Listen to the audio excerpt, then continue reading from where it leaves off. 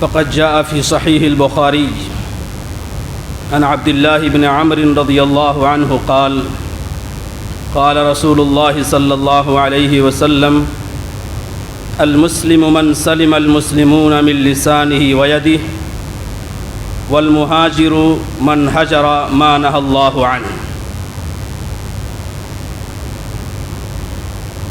صحیح بخاری میں حضرت عبداللہ ابن عمرو رضی اللہ تعالی عنہ سے روایت ہے کہ رسول پاک صلی اللہ علیہ وسلم نے فرمایا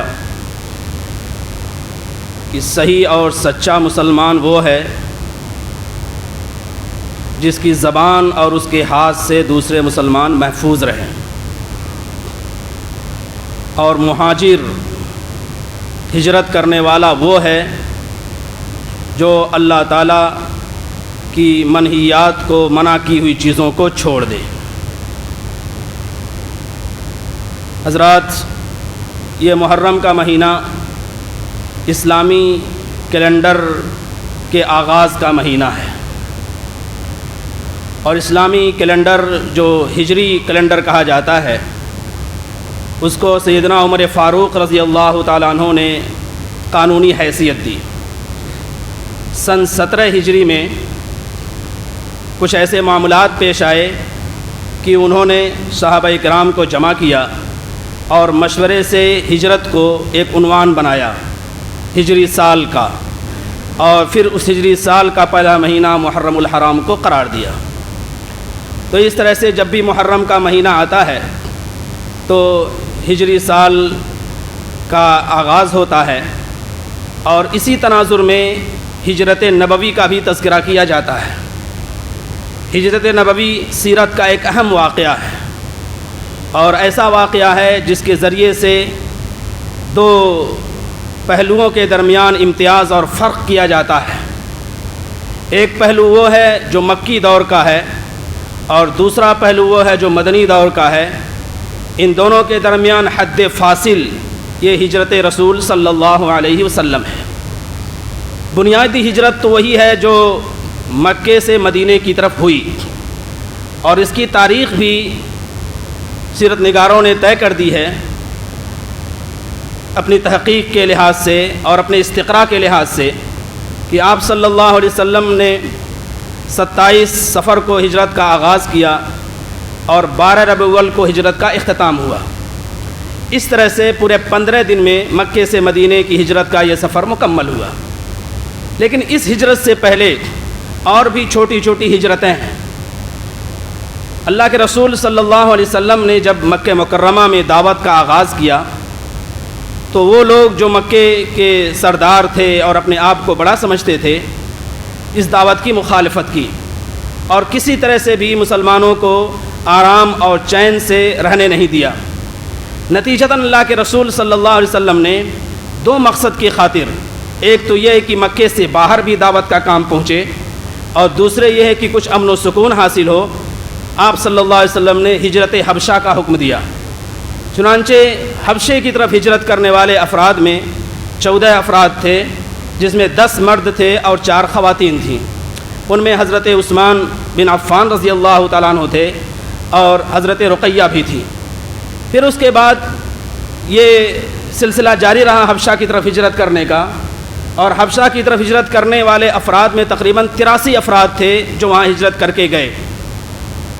بعد میں اللہ کے رسول صلی اللہ علیہ وسلم نے خود مکہ مکرمہ سے طائف کی طرف ہجرت کی، اور یہ ہجرت اس لیے تھی تاکہ طائف والے آپ صلی اللہ علیہ وسلم کی دعوت کے کام کو سمجھیں اور اس کو قبول کریں۔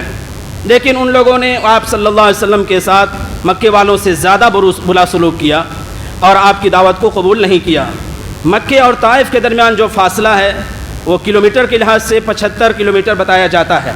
یہ سفر آپ صلی اللہ علیہ وسلم نے پیادہ پا پیدل چل کے کیا، اور آپ کے ساتھ آپ کے غلام تھے۔ آپ صلی اللہ علیہ وسلم وہاں سے جب واپس آئے تو اللہ تعالیٰ نے 3 انعامات آپ کو عطا فرمائے۔ ایک انعام تو یہ کہ جنوں کے وفد نے آپ پر اسلام قبول کیا۔ اس طرح سے اللہ تعالیٰ نے گویا کہ یہ پیغام دے دیا کہ اگر یہ انسان آپ کی بات نہیں مانتے تو اللہ تعالیٰ نے دوسری مخلوق کو آپ کی تائید کے لیے اور آپ کی نصرت کے لیے کھڑا کر دیا ہے۔ دوسرا آپ صلی اللہ علیہ وسلم کے ساتھ یہ انعام ہوا کہ اسی کے بعد آپ صلی اللہ علیہ وسلم کو معراج کرائی گئی، اسرا اور معراج کا سفر کرایا گیا، اور اس سے بڑا شرف، اس سے بڑا امتیاز کیا ہو سکتا ہے کہ راتوں رات آپ صلی اللہ علیہ وسلم بیت المقدس کی طرف گئے اور پھر وہاں سے ساتوں آسمان کا سیر کیا اور پھر تحفے لے کر آئے۔ یہ دوسرا انعام تھا۔ تیسرا انعام اللہ تعالیٰ کی طرف سے یہ ہوا کہ مدینہ کے کچھ قبائل آئے بیعت عقبہ اولیٰ کے نام سے اور بیعت عقبہ ثانیہ کے نام سے۔ پہلے میں 12 افراد تھے اور دوسرے میں 75 افراد تھے۔ ان دونوں نے کہا کہ جس مشن کو اور جس دعوت کو آپ لے کر چل رہے ہیں، ہم قلباً و قالباً، جسم اور روح کے لحاظ سے اس کی تائید کرتے ہیں اور اس میں ہم کوئی سر منہ انحراف نہیں کریں گے۔ جب آپ صلی اللہ علیہ وسلم کو یہ حوصلہ ملا تو آپ صلی اللہ علیہ وسلم نے اجازت دے دی مسلمانوں کو کہ یہ مکہ جہاں دعوت دینا مشکل ہے، جہاں اپنے شاعر پر عمل کرنا مشکل ہے، تو مدینہ کی طرف ہجرت کی جائے۔ چنانچہ صحابہ کرام کی ایک بڑی تعداد نے ہجرت کی، انہیں میں حضرت ام سلمہ تھیں اور ابو سلمہ تھے، وہ بھی ہجرت کر رہے تھے۔ ان کا قصہ بڑا طویل ہے کہ ان کو اپنی اہلیہ سے بھی دستبردار ہونا پڑا، بچے سے بھی دستبردار ہونا پڑا، لیکن ہجرت انہوں نے کی۔ اسی طرح صہیب رومی ہیں، انہوں نے بھی ہجرت کی، لیکن اپنا سارا اثاثہ مکے والوں کو دے دیا اور مال کی اور دولت کی کچھ بھی پرواہ نہیں کی، دین کی راہ میں انہوں نے اپنی یہ قربانی پیش کی۔ اللہ کے رسول صلی اللہ علیہ وسلم کو ابھی حکم نہیں ہوا تھا کہ آپ ہجرت کے لیے اپنا ارادہ کریں، لیکن اللہ رب العزت نے پھر حکم دیا تو آپ صلی اللہ علیہ وسلم نے حضرت ابو بکر رضی اللہ تعالیٰ عنہ کے ساتھ ہجرت کا یہ پروگرام بنایا۔ اللہ کا عجیب نظام اور اللہ تعالیٰ کی قدرت کی عجیب کرشمے اس موقع پر ظاہر ہوئے کہ آپ صلی اللہ علیہ وسلم نے ہجرت کا پروگرام بنایا اور ادھر مکے والوں نے آپ کے خلاف سازشیں کرنا شروع کی۔ ایک جگہ پر بیٹھ کر انہوں نے یہ پروگرام بنایا کہ محمد الرسول اللہ صلی اللہ علیہ وسلم کا نعوذ باللہ خاتمہ کر دیا جائے، اور ہر قبیلے کا نوجوان اپنے تلوار کو لے کر جو چمکتی ہوئی اور تیز ہو اور زہر میں بھجی ہو آ کر ان کے گھر پر کھڑا ہو جائے، اور جیسے وہ نکلے فوراً ان کا سر قلم کر دیا جائے، نعوذ باللہ۔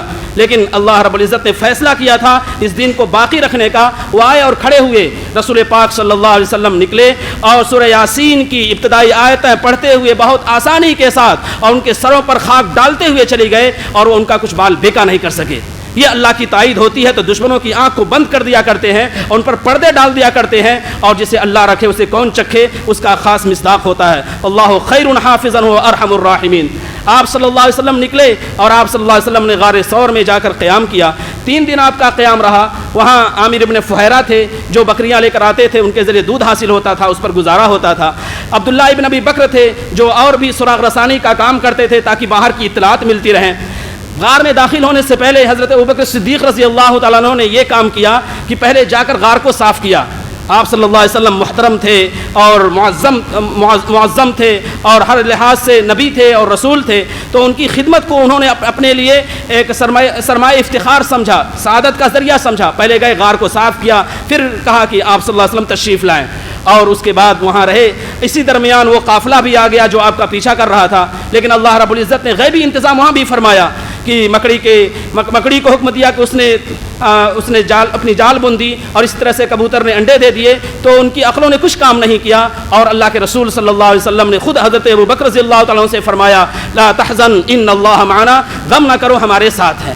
ان تمام باتوں میں ایک بات یاد رکھنے کی ہے کہ تمام باتیں اللہ کے رسول صلی اللہ علیہ وسلم نے اور حضرت ابوبکر صدیق رضی اللہ تعالیٰ عنہ نے بہت ہی رازداری کے ساتھ اور احتیاط کے ساتھ انجام دی۔ اس سے پتہ یہ چلا کہ کوئی کام کرے انسان تو احتیاط اور رازداری بہت ضروری ہے۔ اگر اس میں شہرہ ہوگا، اعلان ہوگا، تو پھر اس نتیجہ کچھ کا کچھ ہو جائے گا۔ آپ صلی اللہ علیہ وسلم نکلے اور پھر راستے میں کئی معجزات سامنے آئے۔ مدینہ منورہ پہنچے تو وہاں آپ صلی اللہ علیہ وسلم نے مسجد کے قیام کو سب سے پہلے ترجیح دی۔ اس سے پتہ چلا کہ اپنے گھر بنانے سے پہلے، اپنے ٹھکانے کے انتظام سے پہلے مسجد کا انتظام کرنا چاہیے۔ یہ وہ چیزیں ہیں جو ہمارے لیے ضروری ہیں۔ یہ تو ہجرت نبوی ہے۔ میں نے حدیث شریف جو پڑھی اس میں اللہ کے رسول صلی اللہ علیہ وسلم نے فرمایا المسلم من سلم المسلمون من لسانه ويده والمهاجر من هجر ما نهى الله عنه۔